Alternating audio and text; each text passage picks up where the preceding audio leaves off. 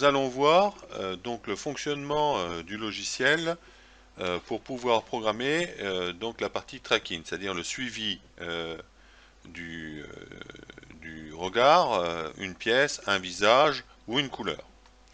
Alors pour cela, nous avons donc installé le bloc de tracking. Nous avons installé aussi des petits blocs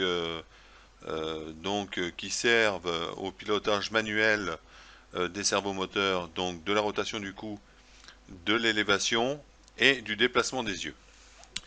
Et nous avons choisi aussi de mettre un petit bloc donc qui permet d'interagir avec le son, c'est-à-dire faire un mouvement de la tête avec de la musique ou un autre son.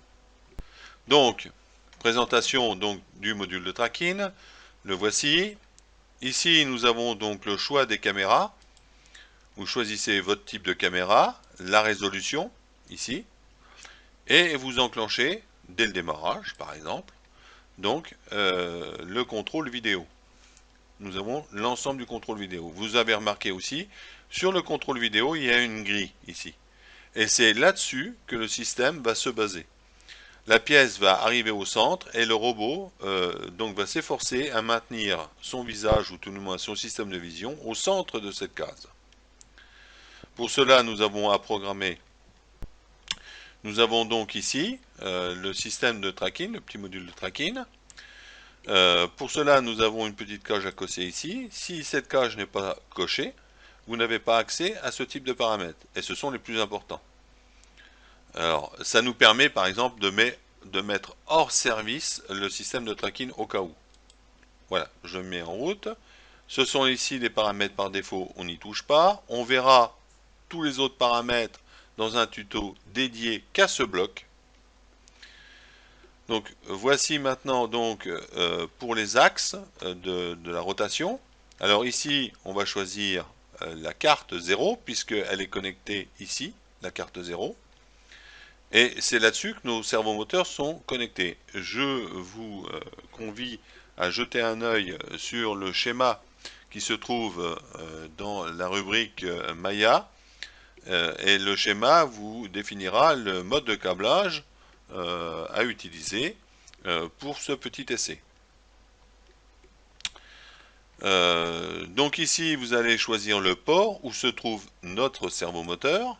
Donc là, il suffit de valider l'endroit où le servomoteur va être piloté. Alors, ce n'est juste que le fil du pilotage. Hein, vous regarderez sur le câblage, mais c'est un système à masse commune. Vous réglez ici donc les déplacements min et max de déplacement de rotation du servomoteur. Alors, quand vous déplacez cette petite molette, vous avez remarqué qu'il va se positionner à l'emplacement min que vous aurez choisi. Et sur la partie max, c'est sur la partie maximum que vous aurez choisi. Voilà. Et ici, vous avez une petite cage à cocher qui sert, elle, à inverser le signal. Imaginons que votre servomoteur, pour des besoins mécaniques, vous avez été obligé de le retourner. Donc du coup, la gauche est à droite et la droite est à gauche. Et bien, cette petite case-là sert à inverser ces signaux-là. Donc vous n'aurez pas ce problème-là. Ici, nous avons la partie des Y, donc la partie verticale. Nous allons choisir le même principe, le port, D1. Et vous avez remarqué, vous avez ici les mêmes paramètres, le min et le max. Donc c'est l'élévation minimale et maximale. Et il y a toujours ici la possibilité d'inverser le signal électrique de façon qu'il réagisse comme vous le souhaitez. Voilà, donc c'est simplement ces paramètres-là à spécifier dans ce tableau-là. Vous sauvegardez vos paramètres.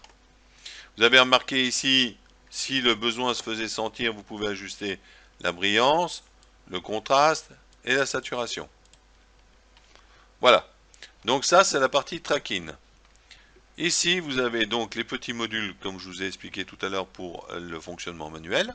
Alors, c'est quand même assez utile parce que lors la première démarche, avant d'installer le bloc de tracking, vous avez toujours besoin de régler vos servomoteurs pour avoir la position centrale, la position à droite, à gauche, etc. Donc pour cela, le mieux c'est de passer en manuel. Et donc là, c'est le même principe. Vous renseignez le type de carte, le numéro de port, le déplacement min et max en les faisant varier comme sur l'autre. On va le faire ici d'ailleurs. Voilà. Et vous inversez ou vous inversez pas le signal. Voilà. Vous avez la position de recentrer le robot ensuite. La position verticale, même principe. On sélectionne le port. Et on a la possibilité après de déplacer en position verticale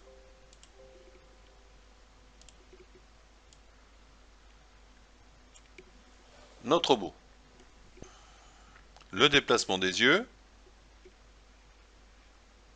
même principe. Le numéro de port, le déplacement mini, maxi, l'inversion du signal. Et on peut jeter un œil sur les yeux. Voilà.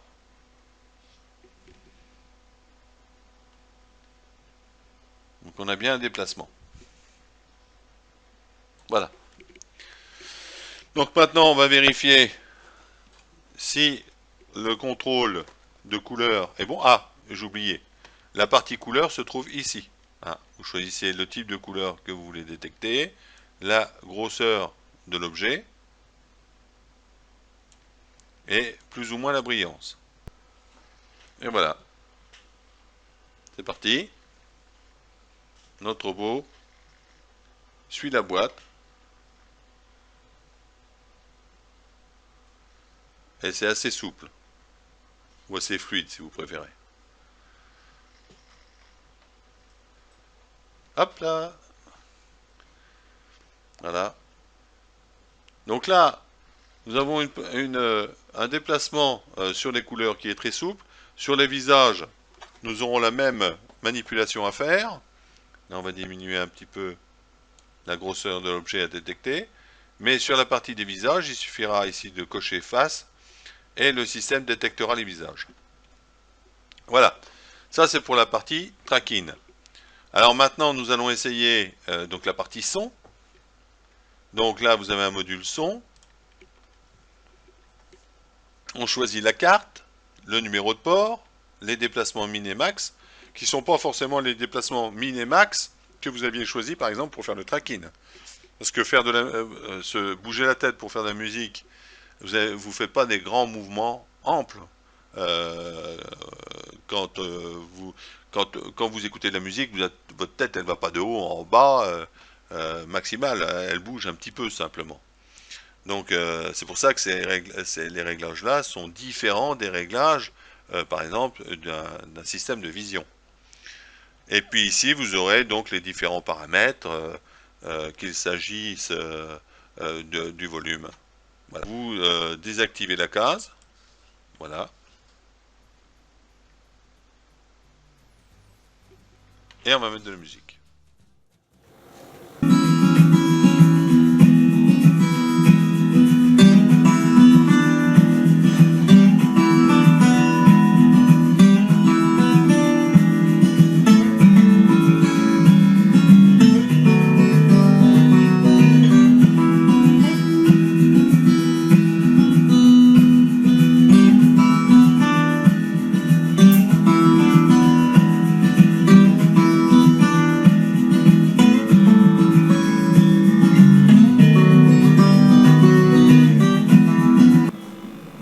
Voilà, on a donc brossé brièvement le principe de fonctionnement du système de tracking, on s'est un petit peu amusé avec le son. Ça nous a permis d'avoir une vue du futur projet. Voilà, j'espère que ce petit essai sur la partie tracking vous a plu. Nous allons faire un tutoriel dédié à ce bloc.